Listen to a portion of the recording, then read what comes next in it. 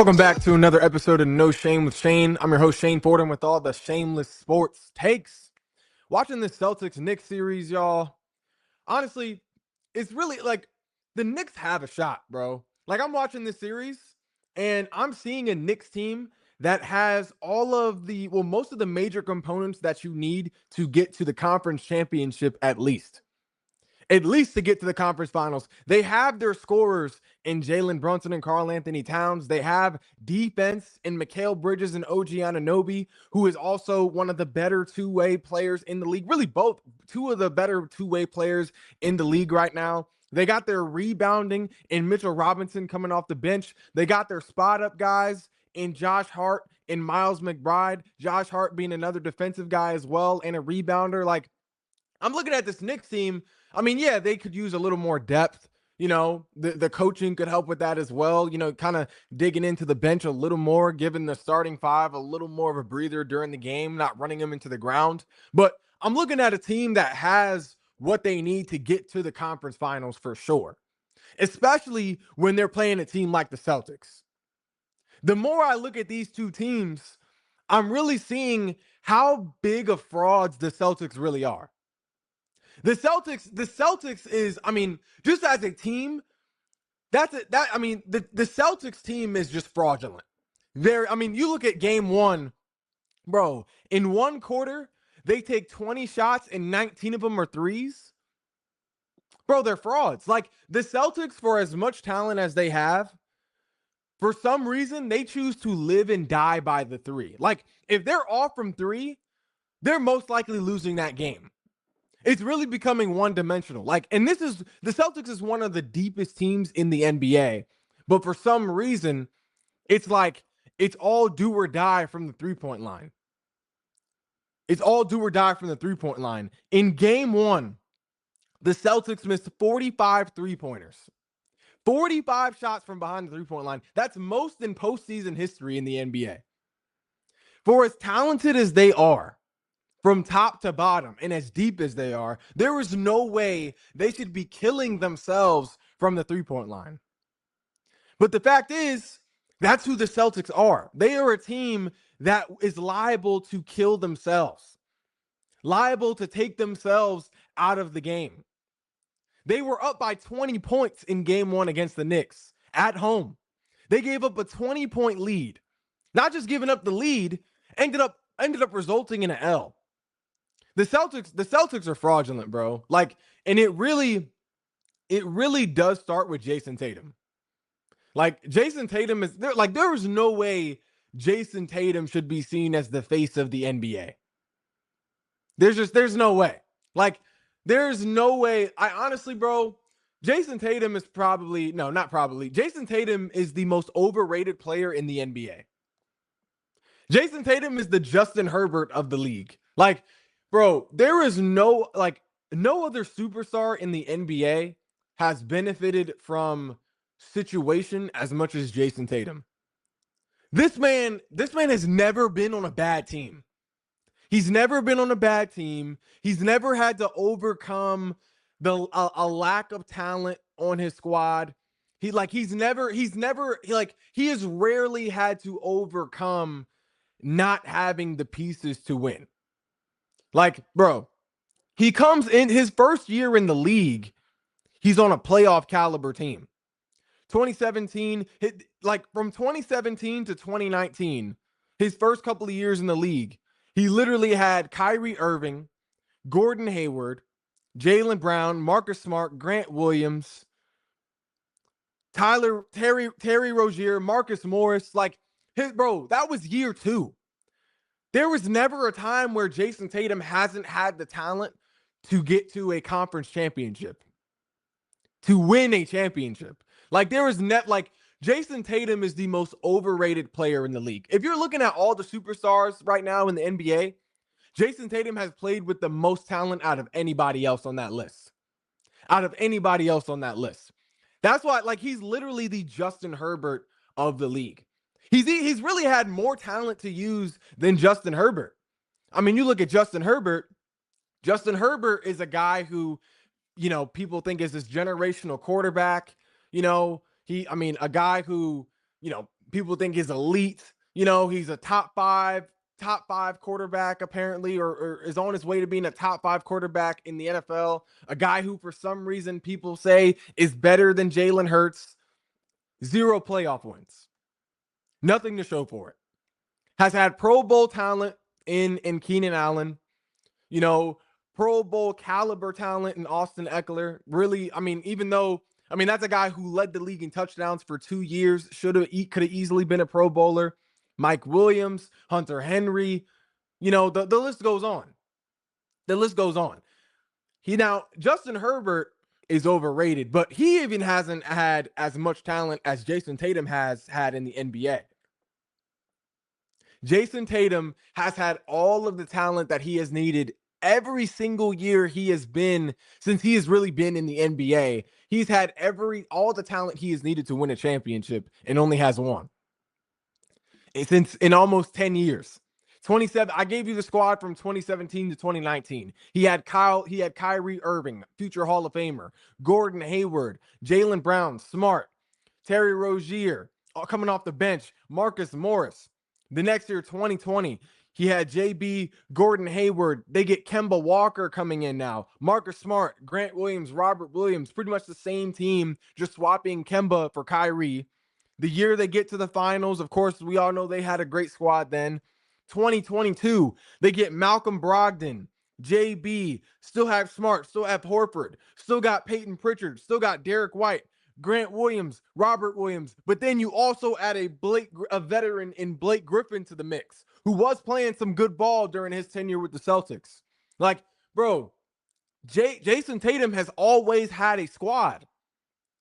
He has always had a squad, but still has not been a player that consistently rises to the occasion. Not been a player that has been able to overcome when his team was playing bad. He's not one of those guys. He's not one of those guys. And the one finals ring that he has, he wouldn't have got it without JB. Jason Tatum is one of the only superstars to get carried to their finals ring. One of the only superstars to get carried to the finals. And really didn't even outperform Jaylen Brown in the finals, which is why Jaylen Brown got finals MVP. Jason Tatum is the most overrated player in the NBA, 100%. He is the Justin Herbert of the league.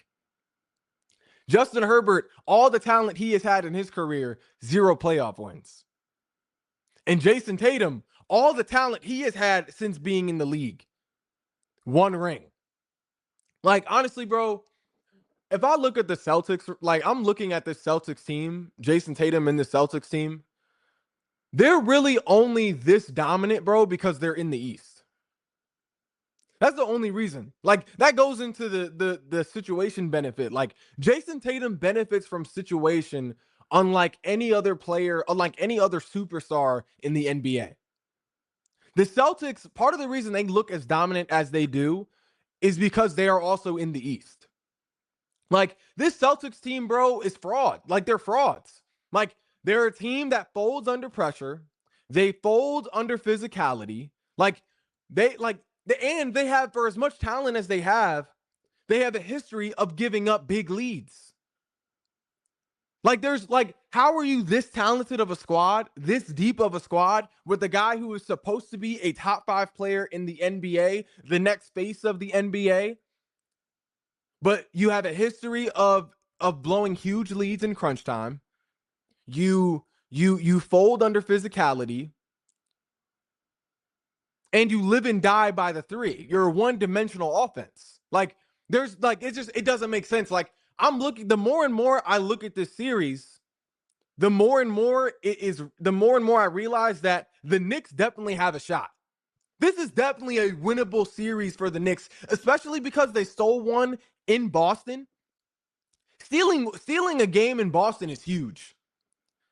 That is huge. Jalen Brunson, to me, honestly, is better than Jason Tatum. I would take Jalen Brunson.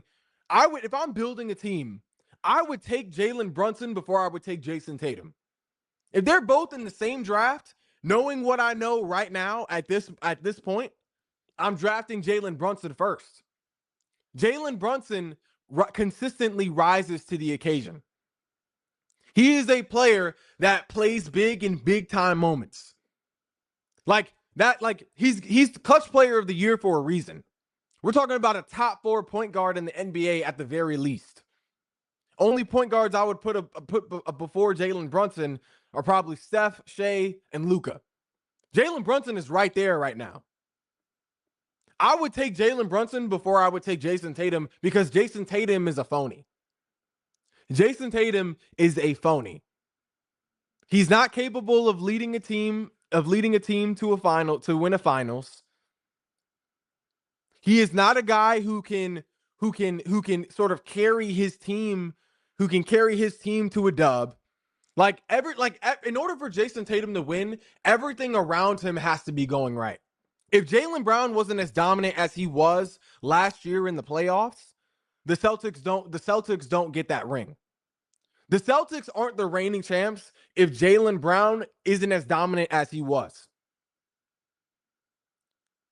If Kristaps Porzingis doesn't make the impact that he did when he was healthy. If Peyton Pritchard doesn't explode off the bench. If Drew Holiday isn't dominating in both aspects of the game, on defense and offense. Like, everything around Jason Tatum has to be perfect in order for him to win. Jaylen Brown can carry his squad to a dub. I mean, you look at last year, the Knicks were on their last legs, and Jalen Brunson was still adding fuel to the fire. Jalen Brunson was still dragging the squad, and the Knicks were on their last legs because Thibodeau was just running them boys into the ground. Everybody playing 40 minutes a game. Like, Jalen Brunson overcame his circumstances in the playoffs. He played better the deeper they got into the playoffs because that's the type of player he is. I would take that over a more talented guy like Jason Tatum any day of the week. I would take Jalen Brunson over Jason Tatum for the same reason I would take Jalen Hurts over Justin Herbert. One guy is more of a winner than the other. Like, I know Jason Tatum has his ring, but it wasn't because of him that they got that ring. They just had so much talent that, things were going right for at the time. They were just vastly more talented than the teams that they played. Like, if you look at the circumstances that Jason Tatum has had, if he wasn't in the East, there's no way he would be seen as this good of a player. Like, his road to the playoffs, bro, like, the reason why he has the wins that he does is because he played a Milwaukee Bucks team without Chris Middleton. He saw a depleted Heat team. He sees a Sixers team. Like, his main competition in the East, was dwindled. Like, Milwaukee Bucks were injured. No Chris Middleton. The Heat were injured as well. The Sixers are injured every year. Joel Embiid hardly sees the postseason. So, like, it's not like Jason Tatum has a lot of competition, a lot of people standing in his way when getting to the finals. Like, it really doesn't make sense, bro. Like, this Celtics team is frauds. This Celtics team is a fraudulent team. The Knicks play physical basketball. They play playoff caliber basketball. They're physical. They're physical. They're efficient on offense. They're a great defensive team. Like, honestly, like, the main thing that could lose this series for the Knicks is the coaching. Like, Tibbs has to dig deeper into that bench in order for them, because they have the talent. Like, they have the talent. Tibbs just can't run them into the ground like he did last year.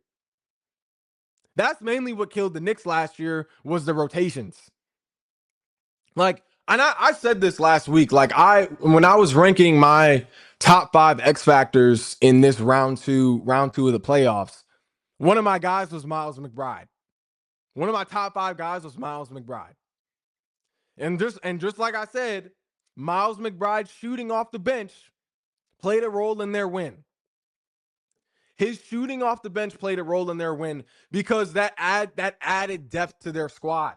You get a guy, you get a guy that can shoot threes off the bench like Miles McBride, someone who can stretch the floor out, which can spread the floor a little more for Jalen Brunson and Karl Anthony Towns to do what they do, to put points on the board.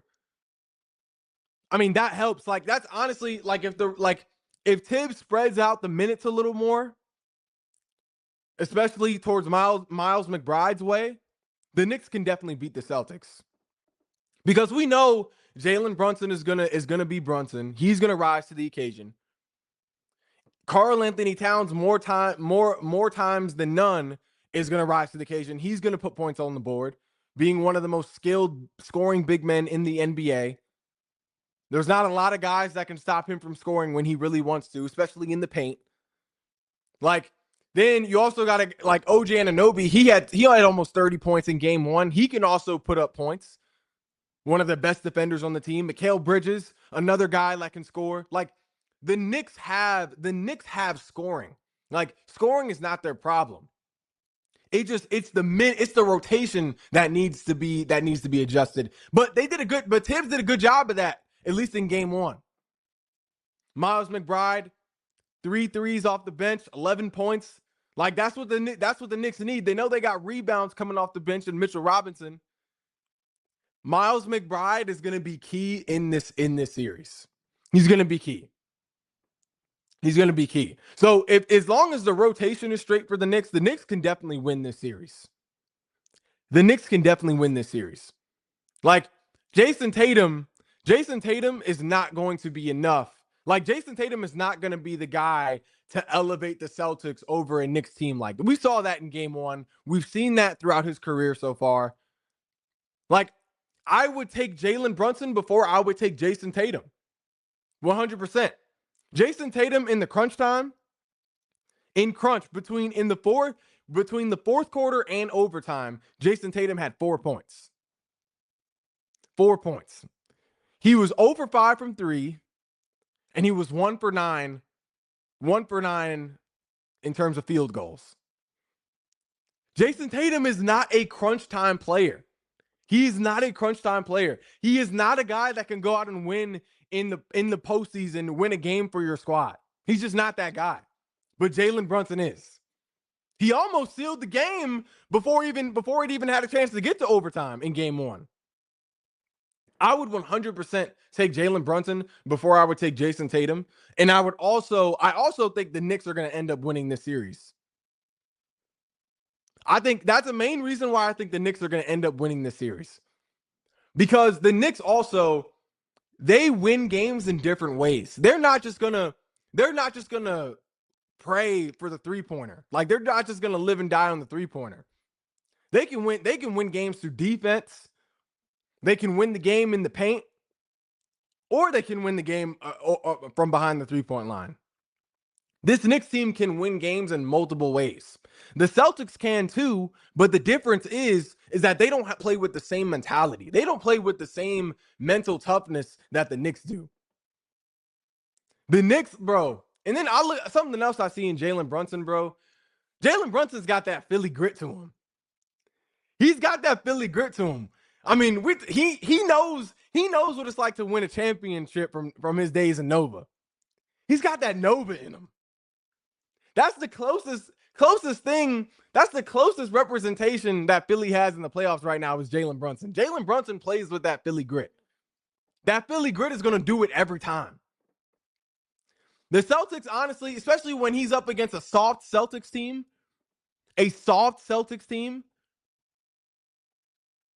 I'm putting all my money on the Knicks. I'm putting all my money on Jalen Brunson and the Knicks. I think Jalen Brunson is definitely going to outplay Jason Tatum in this series. And that's part of what's going to end up winning it for the Knicks. They already got a game on the road.